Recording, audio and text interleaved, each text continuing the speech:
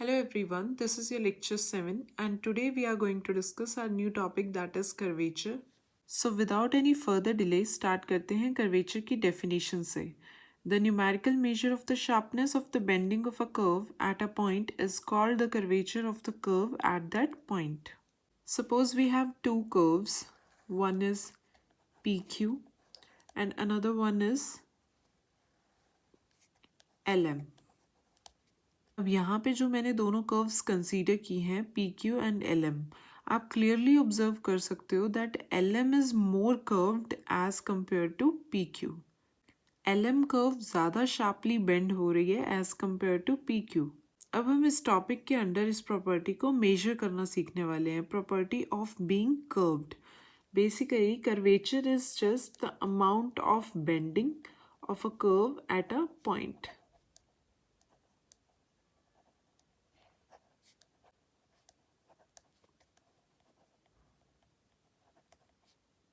Okay so अब हम discuss करते हैं कर्वेचर फाइंड आउट कैसे किया जाता है किसी भी पॉइंट पर.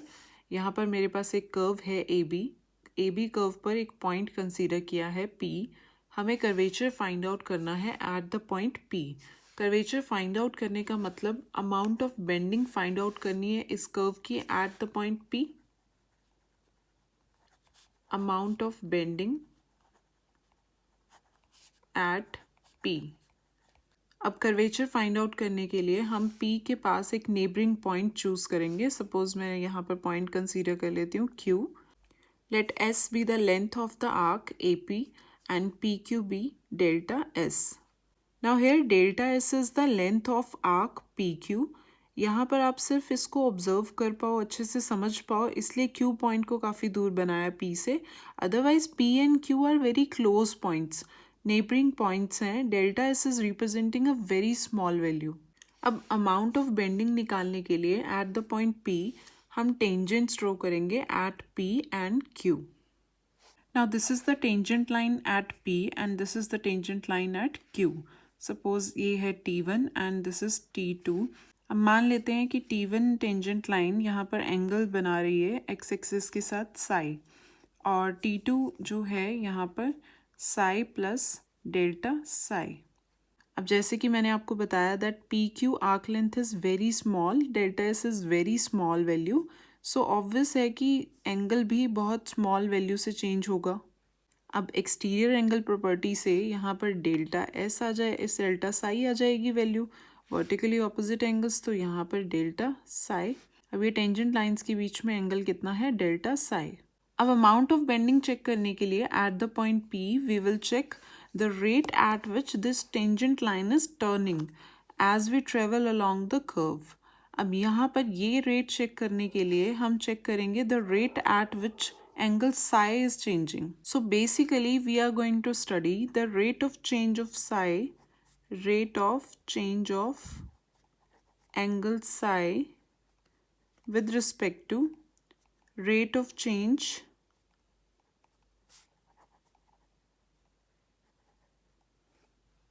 of arc length,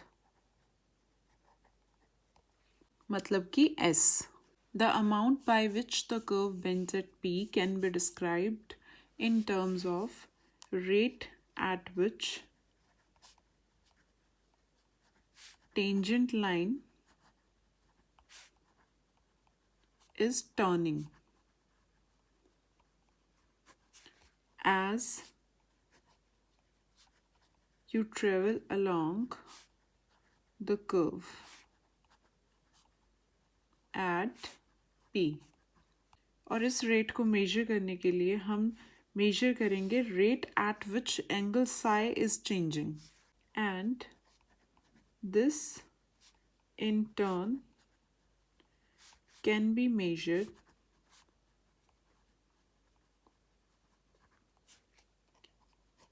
by the rate at which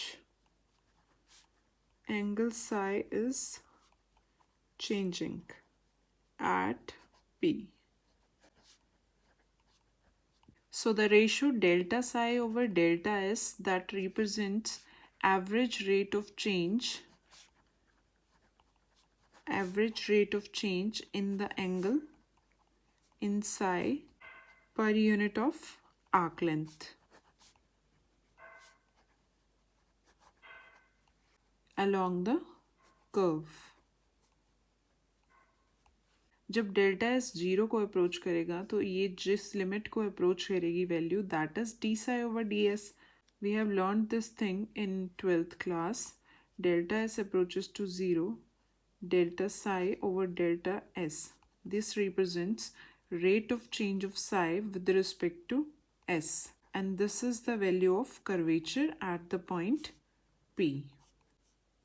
अब नेक्स्ट आ जाता है radius of curvature. Radius of curvature बहुत ही इंपॉर्टेंट रहने वाला है इस चैप्टर के अंदर. The reciprocal of the curvature at any point P of the curve is called radius of curvature and it is denoted by rho. अगर हम कोई कर्व लें, सपोज मैंने यहाँ पे कोई कर्व चूज़ किया ए बी, और एक और कर्व ले लेते हैं यहाँ पर पी क्यू. अब इस पी क्यू कर्व का बेंड ज़्यादा है as compare to A B curve कम बेंड हो रही है as compare to P Q, right. A B से बनने वाला सर्कल, ए बी कर्व से अगर हम एक इमेजिनरी सर्कल ड्रॉ करें तो उसका साइज पी क्यू कर्व के इमेजिनरी सर्कल से बड़ा होगा, राइट. इस इमेजिनरी सर्कल के रेडियस को हम बोलते हैं रेडियस ऑफ कर्वेचर. यहाँ पर जो रेडियस आएगा पी क्यू कर्व से, जो हमने इमेजिनरी सर्कल बनाया, यहाँ से जो रेडियस आएगा वो कम आएगा as compare to this. It is obvious. अब यहाँ पर बेंड कम है तो रेडियस ज़्यादा है. बेंड जितना ज़्यादा होगा रेडियस उतना ही कम हो जाएगा. अगर हम और बेंड करें इसको तो उतना ही स्मॉल सर्कल ड्रॉ होगा इससे, राइट. सो डेफिनेशन क्या है रेडियस ऑफ कर्वेचर की? The reciprocal of the curvature at any point P of the curve is called radius of curvature. Curvature का reciprocal. So radius of curvature totally depends upon the bending of the curve. अभी हमने curvature का formula derive किया था. किसी भी point पर अगर कर्वेचर फाइंड आउट करना हो, curvature at a point P on the curve is given by D psi over d S, right. So radius of curvature का फॉर्मूला क्या हो जाएगा? अगर हमारी कर्व एस और साई का रिलेशन अगर हमें गिवन हो तो हम रेडियस ऑफ कर्वेचर कैसे निकाल सकते हैं? Radius of curvature is the reciprocal of the curvature.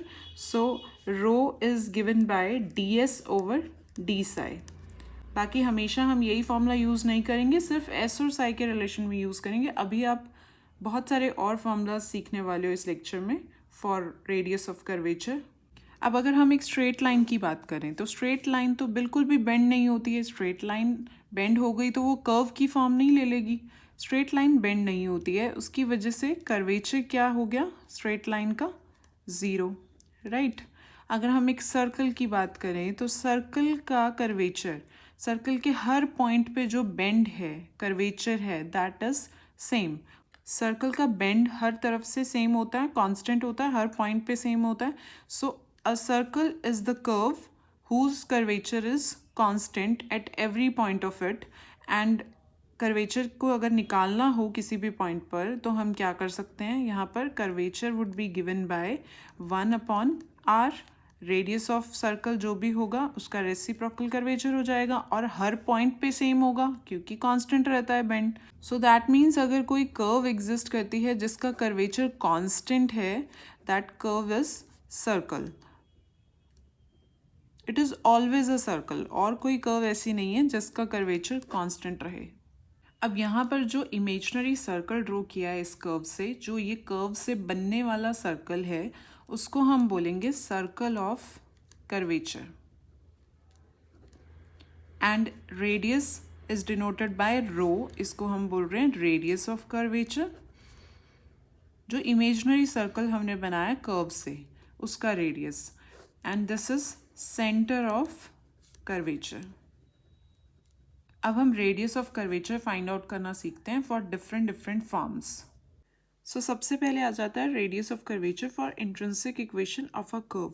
Now what is an intrinsic equation? If S denotes the length of the arc of the curve measured from a fixed point A to a variable point P, and psi is the angle between the tangent lines at P and A. This psi is the angle between the tangents. The relation between S and psi, the relation between S and psi is the intrinsic equation of a curve. अगर बिल्कुल shortly बात की जाए तो मतलब अगर S और psi का रिलेशन अगर हमें गिवन होगा, कर्व हमें S और psi की फॉर्म में गिवन होगी, तो रेडियस ऑफ कर्वेचर कैसे फाइंड आउट करना है? Radius of curvature would be equals to ds over d psi. अगर S और psi का रिलेशन गिवन हो तो सिंपली S को with respect to psi differentiate करना है और रेडियस ऑफ कर्वेचर आ जाएगा. Here is our example number 1. Find the radius of curvature for S equals to log secant psi plus tan psi. S and psi में हमें एक relation given है और हमें find out करना है radius of curvature. Radius of curvature को हम denote करते हैं by rho और S और psi का relation है तो बिल्कुल easy है. ds upon d psi अगर find out कर दिया जाए तो radius of curvature निकल जाएगा. सो बिल्कुल ही ईजी क्वेश्चन है, वन स्टेप प्रॉब्लम है सिर्फ. यहाँ पर डिफ्रेंशिएट करेंगे हम एस को with respect to psi. We have d s upon d psi 1 upon secant psi plus tan psi. Secant का डेरिवेटिव क्या हो जाएगा? Secant psi tangent psi plus secant square tangent का derivative secant square psi, and this is equals to rho. So what is the value of rho? secant अगर common ले लिया जाए तो tan psi प्लस secant बच जाएगा और फिर वो कैंसिल आउट हो जाएगा. सो rho की वैल्यू क्या आ जाएगी? secant psi. This is the required radius of curvature. Next आ जाता है radius of curvature for Cartesian equations. Cartesian equation अगर हमें गिवन हो तो रेडियस ऑफ कर्वेचर क्या होगा? कार्टेशियन इक्वेशन की फॉर्म हो सकती है एक्सप्लिसिट और इम्प्लिसिट. एक्सप्लिसिट फॉर्म्स में आ जाता है y equals to f of x की फॉर्म या फिर x equals to f of y की फॉर्म, या फिर इम्प्लिसिट फॉर्म आ जाती है f of x comma y equals to 0. जो भी फॉर्म होगी उसके अकॉर्डिंग हम रेडियस ऑफ कर्वेचर का फॉर्मूला अप्लाई करेंगे.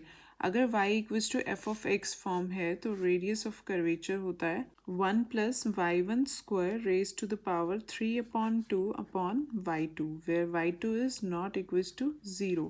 y1 is representing the first derivative of y with respect to x. y2 is representing the second derivative. अगर x equals to f of y की form है हमारे पास question में तो radius of curvature क्या हो जाएगा? 1 plus x1 square 3 upon 2 x2, where x2 is not equals to 0. Again x का first derivative with respect to y, x का second derivative with respect to y. अगर हमारे पास ये फॉर्म है क्वेश्चन में f of x, y equals to 0, इस case में rho radius of curvature is given by fx function का derivative with respect to x square plus fy function का derivative with respect to y square raised to the power 3 upon 2 divided by fxx, second derivative of f with respect to x, fy square minus 2fxy fx fy plus fyy fx whole square. सो ये formulas हैं radius of curvature के. अगर हमें y equals to f of x form दी हो तो ये use करना है, x equals to f of y form दी हो तो ये यूज़ करना है, f of x comma y form दी हो तो हमें ये फॉर्मूला यूज़ करना है. अब यहाँ पर इन फॉर्मूलाज की प्रॉपर डेरिवेशंस हैं, मैं यहाँ पर फर्स्ट डिस्कस कर रही हूँ आपसे. Okay, so to find radius of curvature when the equation of the curve is in the form y equals to f of x. अगर y equals to f of x की form होगी तो radius of curvature की value क्या होगी ये हमें derive करना है यहाँ पे. अब इस फॉर्मूला को डिराइव करने से पहले हमें थोड़ा सा 12th का बेसिक रिवाइज करना होगा. Now all of you have done the topic of approximation by differentials in 12th class. अगर y equals to f of x की फॉर्म है और अगर आप इंक्रीमेंट लेते हो delta x, let delta x be an increment of the independent variable x, तो corresponding y में जो इंक्रीमेंट होगा that would be delta y. y plus delta y would be equals to f x plus delta x. Delta y क्या आ जाएगा यहाँ पर? F of x plus delta x minus y, y is f of x. अगर हम delta x से divide करेंगे and then limit apply करते हैं, delta x approaches to 0, this value is the derivative of function with respect to x. This is equals to f dash x, right? और we say dy over dx. अब यहाँ पर जो quantity delta x है, this is called the differential of the independent variable x. Differential of the independent variable, और इस delta x को हम डिनोट करते हैं by dx. And the quantity f dash x into dx, or you say delta x equals to dy, this quantity is called the differential of the dependent variable y, and it is denoted by dy.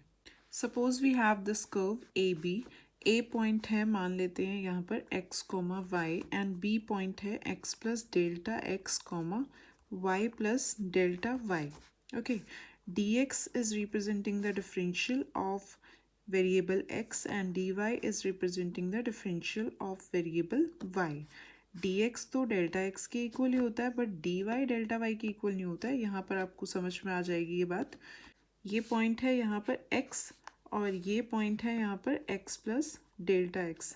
So a यहाँ पर c denote कर लेते हैं. सो ए सी कितना हो गया यहाँ पर, delta x which is equals to dx, right. अब इसके कॉरस्पॉन्डिंग x के कॉरस्पॉन्डिंग यहाँ पर है पॉइंट y, और x प्लस डेल्टा x के कॉरस्पॉन्डिंग ये पॉइंट है y plus delta y. So ये BC लेंथ कितनी हो गई हमारे पास, delta y. Suppose this point is D. Now here CD over AC. This is the slope of tangent at P. Sorry, at A, at the point A. Vertical change over horizontal change. This is equals to f dash x, right?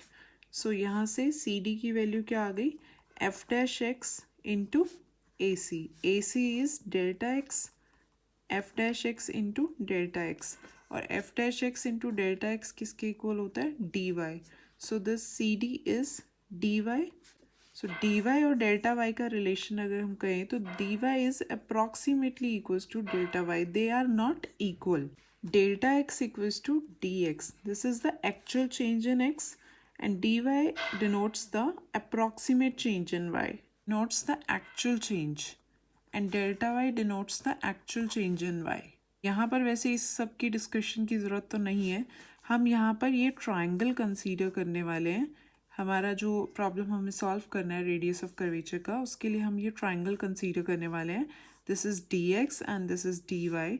Tangent जो है वो Sai angle बना रहा है, तो parallel lines की वजह से कॉरस्पॉन्डिंग एंगल्स, तो ये एंगल हो गया साई. मैं यहाँ पर ये ट्राइंगल और दिस मैं इसको कंसीडर कर रही हूँ यहाँ पर AD को DS. ओके, सो उसके अकॉर्डिंग यहाँ पर हम ये प्रूफ करने वाले हैं. Okay, so now by using this triangle we have these relations. dy over ds, that is perpendicular upon hypotenuse, is equals to sin psi.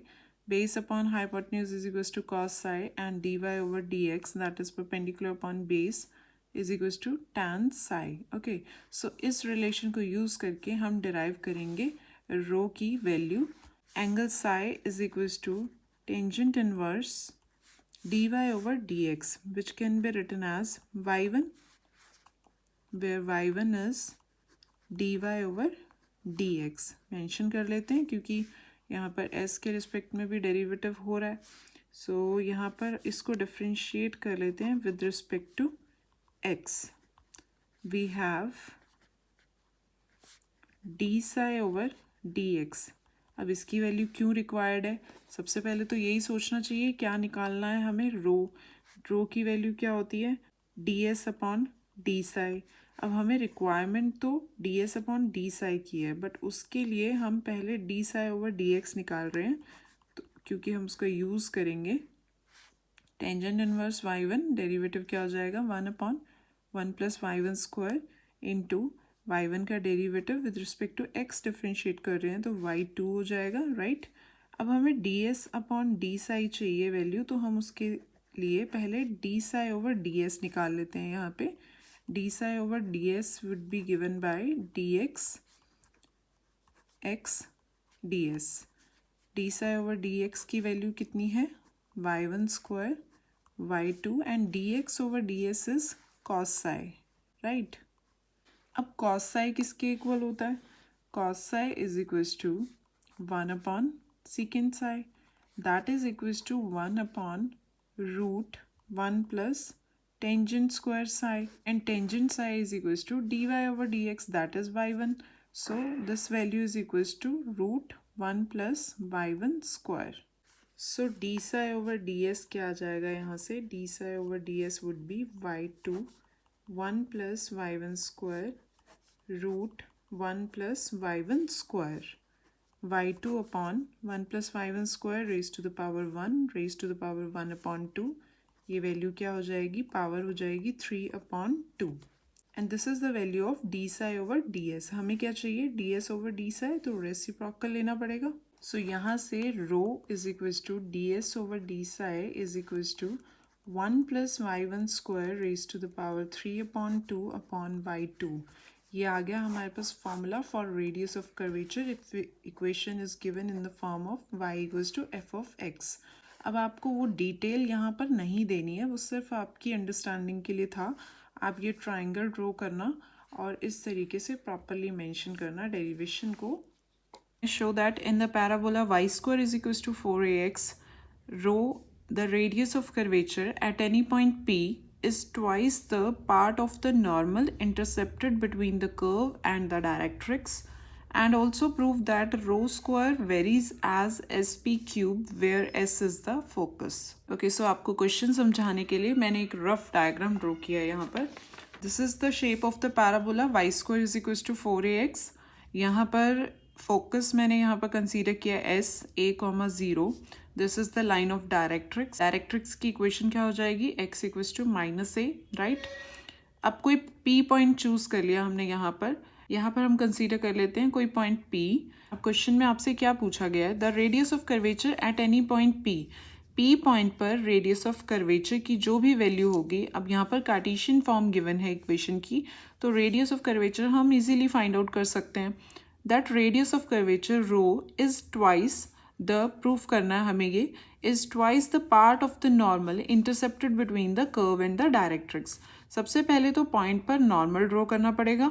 Normal मैंने यहाँ ड्रॉ किया पी क्यू, टेंजेंटली है, परपेंडिकुलर लाइन नॉर्मल हो जाएगी. सो ये P Q की length की बात कर रहा है. सो दैट मीन्स हमें प्रूफ करना है that rho is twice of P Q. एक तो हमें ये प्रूफ करना पड़ेगा. उसके अलावा हमें प्रूफ करना है rho square varies as S P cube, मतलब rho square is directly proportional to S P cube. What is S P? S is the focus of this parabola and P is any point जो randomly मैंने यहाँ पर ले लिया. सो हमें S P भी फाइंड आउट करना पड़ेगा इसको प्रूफ करने के लिए, और इसको प्रूफ करने के लिए हमें पी क्यू फाइंड आउट करना पड़ेगा. हमें basically rho, P Q and S P, ये तीनों चीज़ें निकालनी है यहाँ पर. सो सबसे पहले हम यहाँ फाइंड आउट कर लेते हैं rho. The given curve is, given curve जो है हमारे पास यहाँ पर y square equals to 4ax, right. तो सबसे पहले तो हमें ये चेक करना है रेडियस ऑफ कर्वेचर का कौन सा फॉर्मूला अप्लाई होगा. हमें कार्टेशियन फॉर्म गिवन है, y equals to f of x की फॉर्म गिवन है. तो रो का फॉर्मूला क्या था?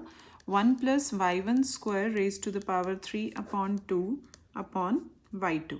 सो इस फॉर्मूला की हेल्प से हम radius of curvature find out करेंगे सबसे पहले.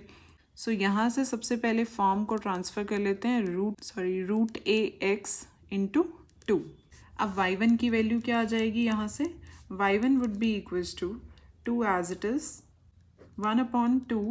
रूट ए भी एज इट इज़ रहेगा क्योंकि कांस्टेंट है. सो रूट एक्स का डेरिवेटिव हो जाएगा 1 upon 2 root x.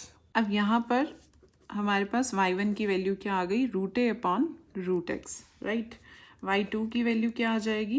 Root a as it is, derivative करेंगे 1 अपॉन रूट एक्स का, that would be -1 upon 2 x raise to the power 3 upon 2. Okay, so अब rho का फॉर्मूला लगा देते हैं. Now rho is given by 1 plus y1 square raise to the power 3 upon 2 upon y2. Values को put कर देते हैं यहाँ पर. Root a upon root x whole square 3 upon 2 upon root a minus 2x raise to the power 3 upon 2. So this is a upon x, root remove हो जाएगा square की वजह से. एलसीएम लेने के बाद you will get x upon a x raise to the power 3 upon 2 minus root a upon 2 x raise to the power 3 upon 2। अब यहाँ पर वैल्यू क्या आ गई, x plus a 3 upon 2 x raise to the power 3 upon 2 minus root a upon 2 x raise to the power 3 upon 2। अब रो की value negative में तो कंसीडर नहीं करेंगे बिकॉज रेडियस की बात कर रहे हैं, तो इसकी मॉडुलस वैल्यू लेंगे हम। So rho is equals to 2x plus a 3 upon 2 root a, यहाँ पर आप ब्रैकेट में मेंशन कर सकते हो इन मैग्नीट्यूड। सो ये आ गई रो की value. Rho is given by 2x plus a raise to the power 3 upon 2 root a. अब हमें और क्या फाइंड आउट करना था, पी क्यू। अब पी क्यू फाइंड आउट करने के लिए मतलब हमें डिस्टेंस फॉर्मूला अप्लाई करना पड़ेगा पी क्यू फाइंड आउट करने के लिए। सपोज ये पॉइंट है x कॉमा वाई, अगर इसको एक ही वेरिएबल में शिफ्ट करें तो यहाँ से वैल्यू आ जाएगी y की 2 root a root x. So this point is 2 root a root x, right. So ये P आ गया हमारे पास। अब Q की बात करते हैं। Q के कोऑर्डिनेट्स हमें फाइंड आउट करने हैं। X तो यहाँ पर माइनस ए हो जाएगा। Y कोऑर्डिनेट निकालने के लिए हमें PQ की इक्वेशन निकालनी पड़ेगी। तो सबसे पहले हम इक्वेशन ऑफ नॉर्मल PQ निकालेंगे यहाँ पर, तो उसके लिए हमें स्लोप रिक्वायर्ड होगा। सबसे पहले हम स्लोप की बात कर लेते हैं। यहाँ पर y1 हमने सॉल्व किया था, पैराबोला की इक्वेशन है y square equals to 4ax, और y1 हमने सॉल्व किया है that is root a upon root x. अब हम जानते हैं slope of tangent at a point is given by value of the derivative at that point. So यहाँ पर स्लोप ऑफ टेंजेंट क्या है, slope of tangent at p is root a upon root x. So slope of normal क्या हो जाएगी, slope of normal at p would be normal at p would be -1 upon root a upon root x, that means minus root x upon root a। अब equation of normal क्या आएगी at the point p, equation of normal at p, p क्या लिया है हमने xy, so this would be written as capital रख लेते हैं हम यहाँ पर y, ये क्योंकि ऑलरेडी पॉइंट एक्स वाई की फॉर्म में है तो हमें इक्वेशन की फॉर्म में कैपिटल y और x यूज करने पड़ेंगे। y minus y minus root x upon root A, slope of normal x minus x.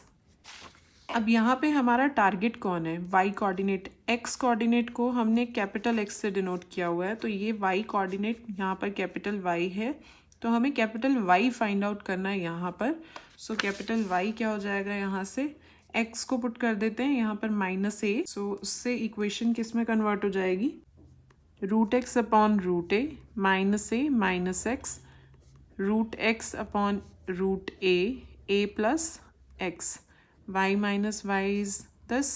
So capital Y is equals to y plus root x upon root a plus x. P point क्या है x comma y, ये y की value यहाँ से क्या आ जाएगी, ये P पॉइंट पैराबोला से पास हो रहा है, सो यहाँ से हम लिख सकते हैं y को 2 root a root x, right, 2 root a root x plus root x upon root a x plus A.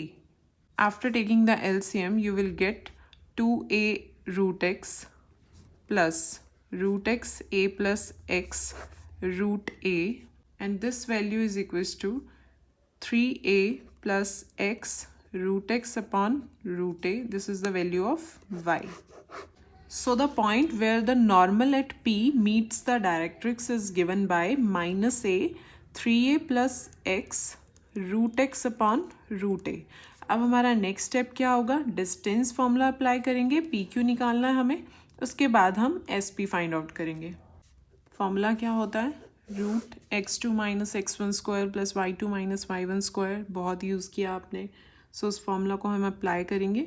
p point है हमारा x comma 2 root a root x, तो इन दोनों पॉइंट्स पर हम डिस्टेंस फार्मूला अप्लाई करेंगे। x minus minus a that would be x plus a whole square, 2 root a root x, किसी को भी आगे पीछे लिख लो, होल स्क्वायर होता है। सो यहाँ से क्या आ जाएगा हमारे पास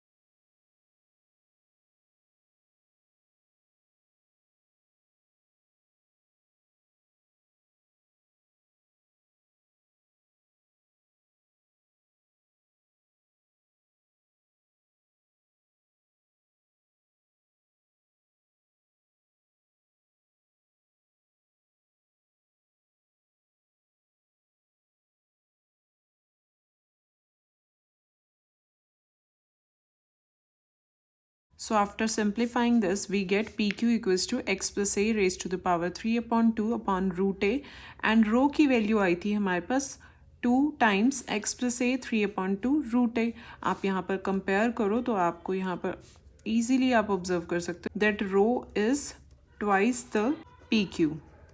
That is the normal, twice the part of the normal intercepted between the curve and the directrix. अब हमें क्या प्रूव करना, और rho square is proportional to S P cube, right. हमें ये फाइंड आउट करना पड़ेगा, तो उसके लिए एस पी सॉल्व करना पड़ेगा. नाउ एस पी, एस क्या था, ए कॉमा ज़ीरो. एस पॉइंट है ए कॉमा ज़ीरो, एंड पी को यहाँ पर कंसीडर कर लेते हैं एक्स वाई. सो क्या फॉर्मूला अप्लाई हो जाएगा, x minus a whole square y minus zero square, that is. अब यहाँ पर हम वाई की वैल्यू पुट कर देंगे, x minus a whole square 4ax, y square की वैल्यू कितनी है 4ax. सो ये क्या बन गया हमारे पास, root x square plus a square minus 2ax plus 4ax.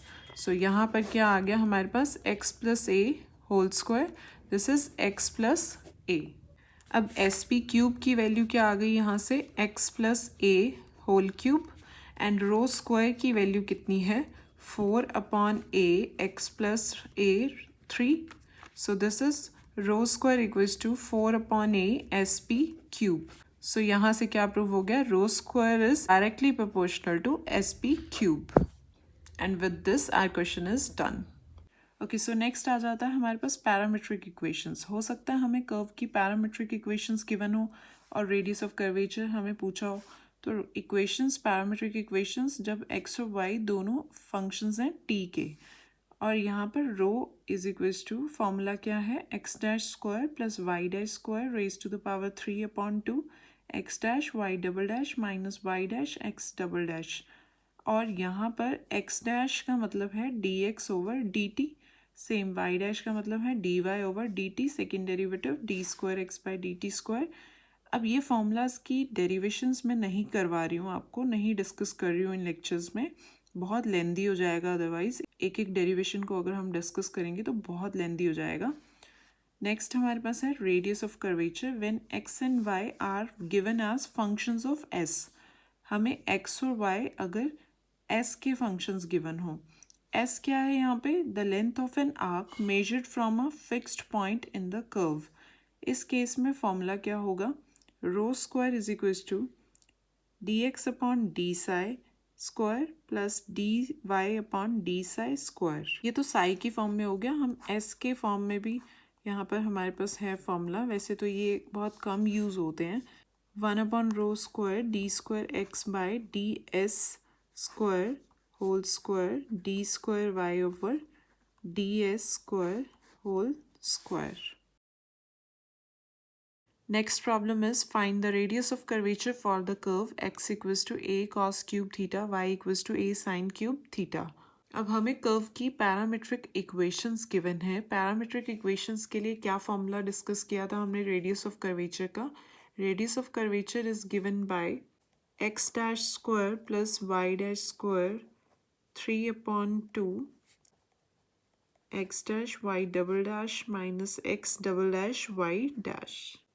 सो सबसे पहले हम फाइंड आउट करेंगे एक्स का first derivative with respect to theta. X dash would be equals to d x upon d theta, a as it is, and 3 cos theta square minus sine theta. So overall क्या आ जाएगा, -3a cos square theta sine theta. Y dash is equals to d y over d theta, a3 sine square theta cos theta. This is equals to 3a sin square theta cos theta. Now as per the formula हमें second derivative भी find out करना चाहिए. So x double derivative, that is d square x upon dx theta square, that is equals to -3a as it is. product rule apply करेंगे. cos square theta as it is, sin theta का derivative cos theta. Next आ जाएगा हमारे पास plus 2 cos theta sine theta minus में आ जाएगा, यहाँ पर डेरिवेटिव कॉस स्क्वायर थीटा का कर रहे हैं तो sine theta as it is. Cos theta अगर कॉमन लेते हैं यहाँ पर तो क्या आ जाएगा हमारे पास, -3a cos theta cos square theta -2 sine square theta. Second derivative ये क्या आ जाएगा हमारे पास, in the similar manner it will be 3a sine theta 2 cos square theta minus sine square theta.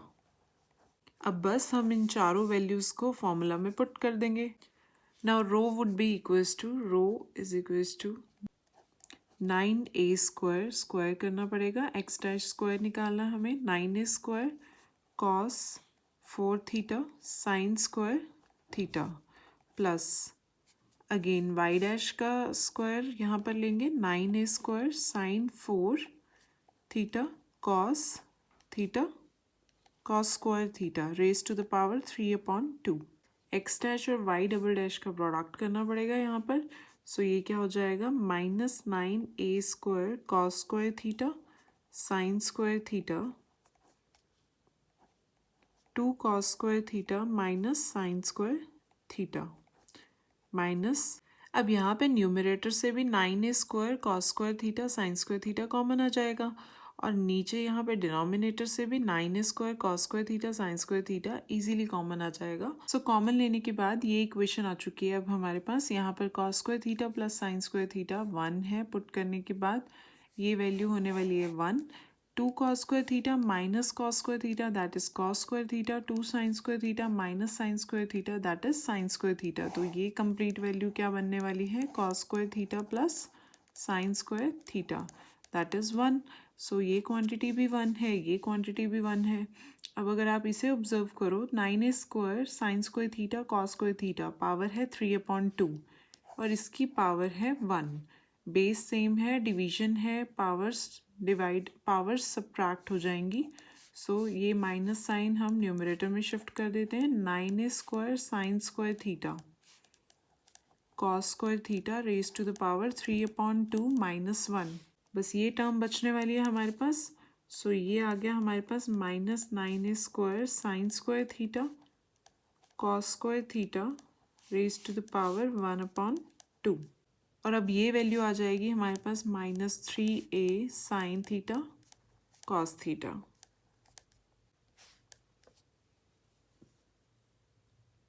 Now our next question is, if ρ1 and ρ2 are the radii of curvature at the extremities of a focal chord of a parabola whose semi-latus rectum is L, prove that ρ1 raised to the power -2/3 plus ρ2 raised to the power -2/3 equals to L raised to the power -2/3।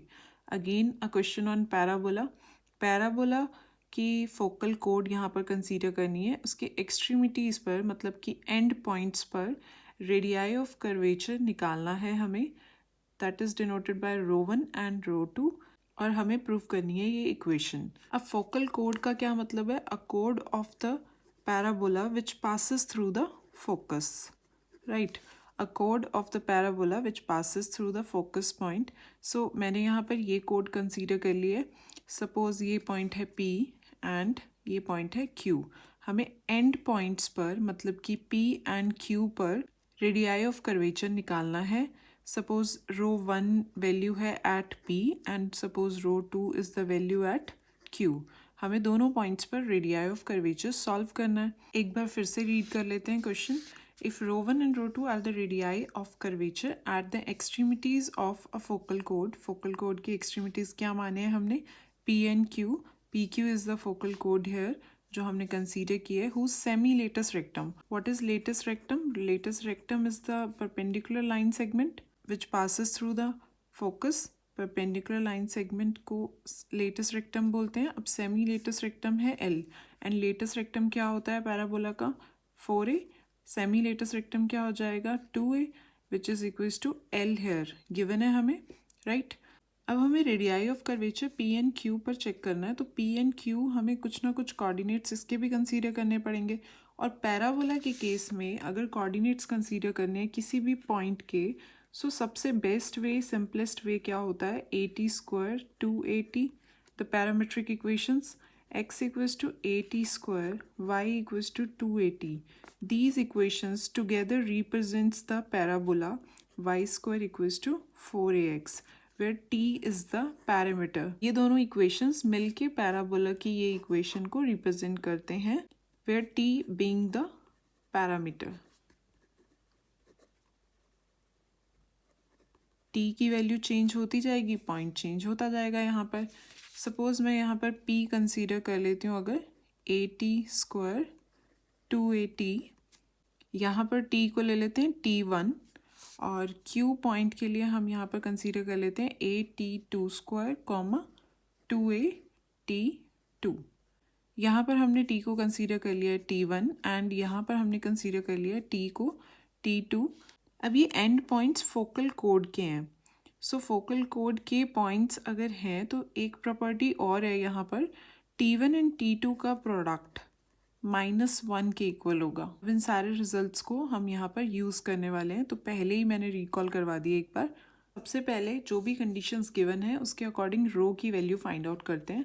तो parabola की equation क्या होती है? Equation of parabola यहाँ पर हम consider करके चलेंगे. Let the equation of parabola be y square equals to 4ax, and its parametric equations are given by its parametric equations x equals to 80 square, y equals to 280. Semi latus rectum क्या होगा? जो कि हमें L given है यहाँ पर. So next हमारे पास क्या आ जाता है? अब क्योंकि पैरामीट्रिक इक्वेशंस हैं हमारे पास, तो हम पैरामीट्रिक इक्वेशंस के लिए रो की वैल्यू निकालना जानते हैं. Rho is given by, in case of parametric equations, x is the function of t here, y is the function of t, right. x is the function of t, y is also the function of t. So हम यहाँ पर rho की value कैसे निकालेंगे? x dash square plus y dash square raise to the power 3/2 x dash y double dash minus x dash y double dash, sorry, x double dash y first derivative of y and x का second derivative. This is the formula we have to use here. So x का first derivative, इसको equation number 1 नाम दे देते हैं. So from 1 x का first derivative क्या है? 2at आ जाएगा. एंड y का फर्स्ट डेरिवेटिव t के रिस्पेक्ट में करेंगे डेरिवेटिव, 2a आ जाएगा. ये x का सेकेंड डेरिवेटिव क्या हो जाएगा? 2a with respect to t. y का सेकेंड डेरिवेटिव क्या हो जाएगा? 0. वेयर डैशेस, ये डैशेस का क्या मतलब है यहाँ पे? Denote differentiation with respect to t parameter. अब रो फाइंड आउट कर लेते हैं. रो की वैल्यू है x dash square plus y dash square 3/2 x dash y double dash minus x double dash y dash. सो यहाँ पर वैल्यू पुट कर देंगे सबकी. सो ये होने वाला है मेरे पास 4a square, 4a square t square, square कर दिया x डैश का, एंड y डैश का ही स्क्वायर करने के बाद 4a square raise to the power 3/2 y double dash is 0 and x double dash is -2a into 2a, right.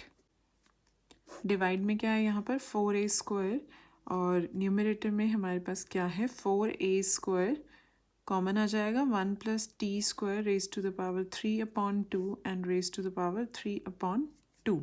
So rho की value क्या आ जाएगी? -8a³ 1 plus t square raise to the power 3/2 4a square.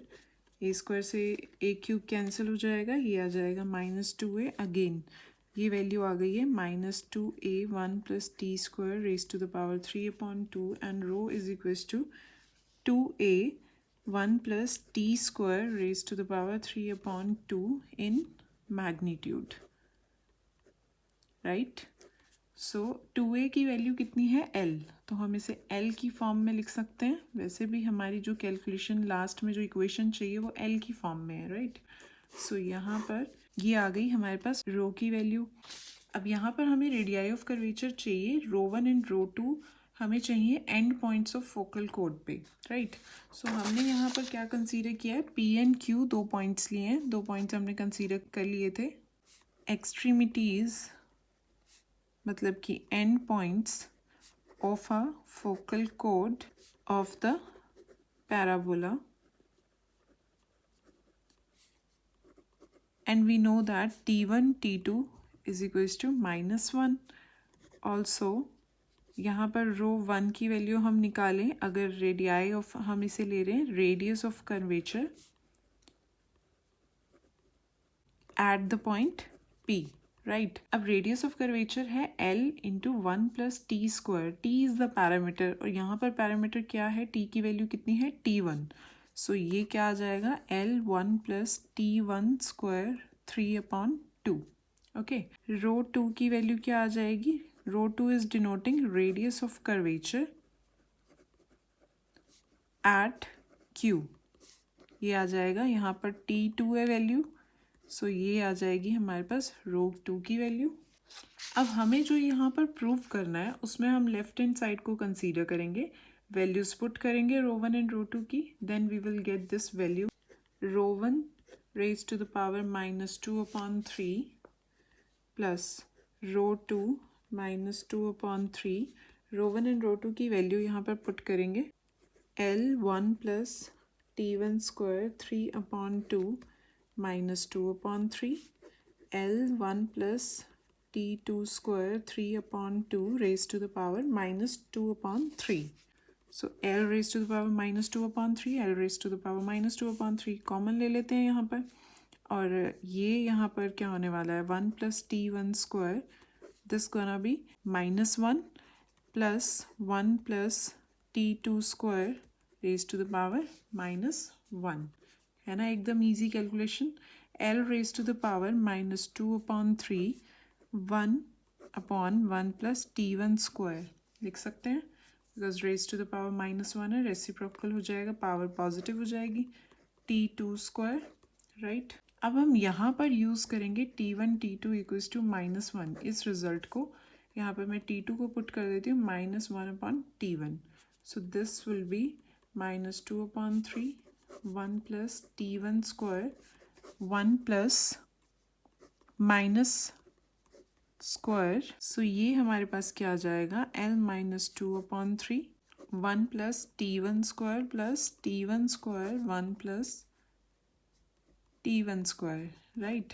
LCM लेने के बाद क्या आने वाला है हमारे पास 1 plus T1 square upon 1 plus T1 square. So this is equals to L -2/3. This is it, हो गया proof. This is rho 1 raised to the power -2/3, row 2 raised to the power -2/3. Now our next question is, if row 1 and row 2 be radii of curvature at the extremities of a pair of semi-conjugate diameters of an ellipse, prove that. हमें ये equation prove करनी है. इस बार question ellipse पर है. अब आपने देख लिया होगा क्वेश्चंस डिफ़िकल्ट नहीं है, हमें टर्म्स क्लियर होनी चाहिए. जैसे कि यहाँ पर बात हो रही है सेमी कॉन्जुगेट डायमीटर्स की, semi conjugate diameters of an ellipse, उनके एंड पॉइंट्स पर हमें रेडियाई ऑफ कर्वेचर निकालना होगा रो 1 एंड रो 2, जैसे कि पिछले क्वेश्चन में किया हमने. वहाँ पर फोकल कोड की बात हो रही थी, पैराबोला का क्वेश्चन था. अब एलिप्स के सेमी कॉन्जुगेट डायमीटर्स हमें कंसीडर करने हैं, उनके एंड पॉइंट्स पर रेडियाई ऑफ कर्वेचर निकालना है, उनको हम डिनोट करेंगे बाय रो 1 एंड रो 2. फिर इस इक्वेशन को प्रूव करेंगे.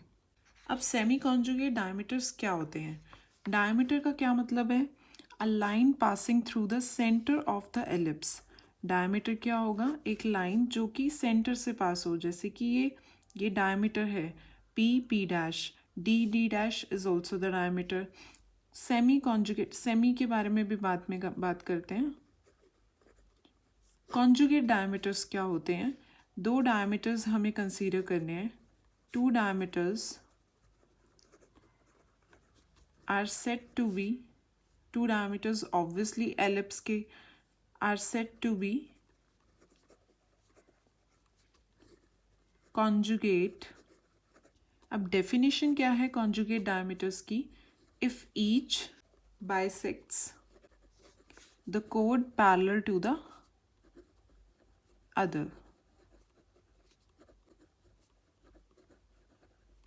सो सबसे पहले तो कॉन्जुगेट डायमीटर्स होते क्या हैं ये समझते हैं हम. Two diameters of an ellipse are said to be conjugate if each bisects the chord parallel to the other. जैसे कि यहाँ पर मैंने दो डायमीटर्स लिए हैं, इनको कॉन्जुगेट कब बोलेंगे? इफ़ ईच बाइसेक्ट्स द कोड पैरेलल टू द अदर, मतलब इसके पैरेलल, जैसे डी डी डैश के पैरेलल अगर मैं कोई भी कोड कंसीडर करूँ, जैसे कि सपोज मैंने ये कंसीडर की कोड, ठीक है, इसको मिड पॉइंट पर कट करे ये वाला डायमीटर। डी डी डैश के पैरेलल जो भी कोड हम कंसीडर करें, जो भी कोड आप मतलब जोन सी मर्जी कोड ले लो, उसको वो बाइसेक्ट करेगा मिड पॉइंट पर दूसरे वाला डायमीटर। सेम सिचुएशन यहाँ पर है, पी पी डैश के पैरेलल आप कोई भी कोड कंसीडर करो, उसको मिड पॉइंट पर डी डी डैश बाइसेक्ट करे, ये प्रॉपर्टी होनी चाहिए, तभी हम उन डायमीटर्स को कॉन्जुगेट बोलते हैं। अब मैंने यहाँ पर ऑलरेडी दो कॉन्जुगेट डायमीटर्स कंसीडर कर लिए हैं, उनके एंड पॉइंट्स पर सेमी कॉन्जुगेट की बात हो रही है, तो हम यहाँ पर C P and C D ले लेते हैं, सेमी कॉन्जुगेट लेने हैं हमें। तो उनके एक्सट्रीमिटीज़ क्या हैं? P and D, right. हमें पी एंड डी पर रेडियस ऑफ कर्वेचर निकालना है। सपोज पी पर हम मान लेते हैं रो 1 एट पी हम निकालेंगे, और डी पर हम सॉल्व करेंगे रो 2 एट डी। ओके, अब यहाँ पर हम एलिप्स की बात कर रहे हैं, तो एलिप्स की इक्वेशन क्या होती है स्टैंडर्ड फॉर्म में? X square upon a square y square upon b square equals to 1। वही फिर से वही पैराबोला वाली बात है, अगर पॉइंट कंसीडर करना है तो पैरामेट्रिक इक्वेशन से बेस्ट कुछ नहीं है। एलिप्स की पैरामेट्रिक इक्वेशंस क्या होती हैं? X equals to a cos theta, y equals to b sine theta. So हम पी पॉइंट को क्या कंसीडर कर लेंगे? A cos theta, b sine theta. अब यहाँ पर थीटा पैरामीटर है, ठीक है। सो पी पॉइंट पर हमने थीटा कंसीडर किया है, तो यहाँ पर एंगल कितना होगा? 90 plus theta. So d point क्या हो जाएगा उसके according? A cos pi upon 2 plus theta, comma b sine pi upon 2 plus theta. तो ये डी के कोऑर्डिनेट्स हो गए हमारे पास। अब हमें इन दोनों पर रेडियस ऑफ कर्वेचर सॉल्व करना है, तो हम पहले जनरल फॉर्म में रो की वैल्यू निकालेंगे, फिर हम रो 1 एंड रो 2 की वैल्यू निकाल लेंगे at P and D. So start करते हैं सॉल्यूशन। अब आपको ये फिगर्स वगैरह आपको पेपर में बनाने की ज़रूरत नहीं है, I am just showing these figures to you for your understanding. Okay, so ये सब आपको ऐसा कोई एग्ज़ाम में पर्टिकुलरली हाँ बना दो तो बहुत अच्छी बात है, बट ऐसा कोई नेसेसरी नहीं है। आपको समझ में आया, आप कर सकते हो यहाँ पर डायरेक्ट भी, बिना फिगर के भी। लेट द एलिप्स, एलिप्स की इक्वेशन हम क्या कंसीडर कर रहे हैं यहाँ पर? X square upon a square y square upon b square equals to 1. Its parametric equations are given by its parametric x equals to a cos theta. Parametric equations together represent this equation. So यहाँ पर point consider करने के लिए सबसे best form रहता है कि हम पैरामेट्रिक इक्वेशंस चूज करें। अब x equals to a cos theta, y equals to b sin theta. x is the function of theta, y is also the function of theta, theta is the parameter। अब parametric equations के लिए हम formula जानते हैं, रो की value solve करनी है, again वही formula x dash square y dash square raise to the power 3 upon 2 x dash y double dash minus x double dash y dash. अब क्वेश्चन की फॉर्म को पहचानना रो निकालने से पहले बहुत जरूरी है, क्योंकि रो का फॉर्मूला उसी के अकॉर्डिंग अप्लाई करेंगे ना हम। पैरामेट्रिक इक्वेशंस हैं तो हम यही फॉर्मूला यूज करेंगे। Now from here x dash is equals to minus a sine theta, y dash equals to b cos theta, and x का सेकेंड डेरिवेटिव क्या हो जाएगा with respect to theta? Y double dash would be equals to minus b sine theta. अब rho का formula apply करेंगे, x dash square would be a square sine square theta, and y dash square would B b square cos square theta raise to the power 3 upon 2 x dash y double dash. ये क्या हो जाएगा product करने के बाद? A b sine square theta, और इनका product भी क्या आ जाएगा? माइनस फॉर्मूला में है, एक माइनस इनसे आएगा तो प्लस हो जाएगा, a b cos square theta. यहाँ डिनोमिनेटर में तो ए बी कॉमन आ जाएगा और sine square theta plus cos square theta is 1, so this gonna be a square sine square theta plus b square cos square theta raise to the power 3/2 a b. अब ये रो की value आ चुकी है। अब हम एंड पॉइंट्स यहाँ पर mention करेंगे, उसके बाद रो 1 एंड रो 2 की वैल्यू निकालेंगे। उसके लिए हम सबसे पहले कंसीडर कर लेते हैं semi conjugate diameters. Let C P and C D be two semi conjugate diameters, जो कि मैंने आपको फिगर में शो किए थे अभी। इफ़ द कोऑर्डिनेट्स, अगर P के coordinates, if the coordinates of P are A cos theta, B sin theta, then the coordinates of D are A cos pi upon 2 plus theta, B sin pi upon 2 plus theta. अब हम निकालते हैं रो 1 and rho 2 की value at P and D. If rho 1 is the radius of curvature at P, then rho 1 की value क्या हो जाएगी? रो की वैल्यू हमने सॉल्व की थी, सेम पॉइंट पे ही किया हमने, A cos theta and B sin theta पे ही, सो सेम रहेगा यहाँ पे। तो value A square sine square theta plus B square cos square theta raise to the power 3/2 upon a b. अब हमें डी पॉइंट पर सॉल्व करना है, रो 2 की वैल्यू निकालनी है। उसमें हम क्या कर रहे हैं? थीटा की वैल्यू को सिर्फ चेंज कर रहे हैं, theta changing to pi/2 plus theta. अब यहीं पर शिफ्ट कर देते हैं हम। रो 2 की वैल्यू क्या हो जाएगी? Rho 2 gives the radius of curvature at D, right? Radius of curvature at D. Rho 2 is equals to a square pi/2 plus theta. यहाँ पर अगर आप पुट करते हो तो ये कॉस की फॉर्म ले लेगा और यहाँ पर क्या आ जाएगा? Sine. So cos square theta plus b square sine square theta. This is 3/2 a b. अब नेक्स्ट स्टेप क्या है हमारा? रो 1।